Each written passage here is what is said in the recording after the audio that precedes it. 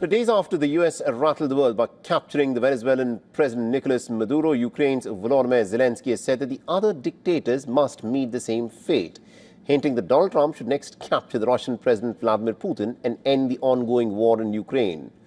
Trump, however, has pushed back on the idea, saying that this would not be necessary.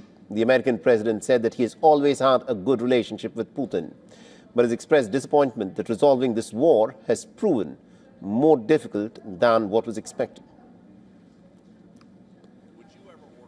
To go and capture Vladimir Putin? Well, I don't think it's going to be necessary. I think we're going to have I've always had a great relationship with him. I'm very disappointed. I settled 8 wars. I thought this would be in the middle of the pack or maybe one of the easier ones. And I don't know if you know, Peter, the last month they lost 31,000 people, many of them Russian soldiers, and the Russian economy is doing poorly. I think we're going to end up getting it settled. I wish we could have done it quicker.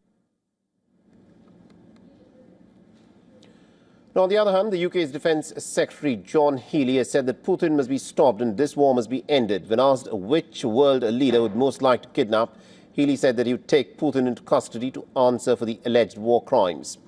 He pointed to the devastation in Ukraine's Bucha, where mass graves were uncovered after the Russian forces withdrew in 2022.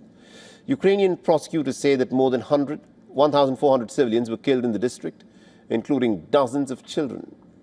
Now, the International Criminal Court has since issued an arrest warrant for Vladimir Putin over the deportation of the Ukrainian civilians, including children, to Russia. Ukrainian and the U.S. envoys, along with a coalition of Kiev's allies, have been meeting in Paris, working through the final disagreements in a U.S.-backed peace framework. Under Trump, Washington's role has shifted from Kiev's strongest backer to a power broker, pressing both sides to compromise before taking a deal to Moscow.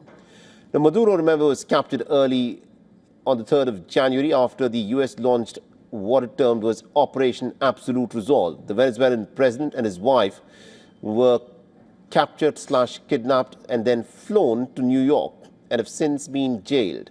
More than 15,000 U.S. troops apparently took part in the operation, with the CIA teams that were deployed on the ground since August last year, and is set close to Maduro, tracking his movement, and passed off the information to the United States.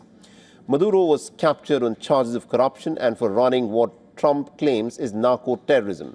But questions loom: will Trump launch such an operation against Vladimir Putin and imprison him, or can he even contemplate an operation of this nature against Russia?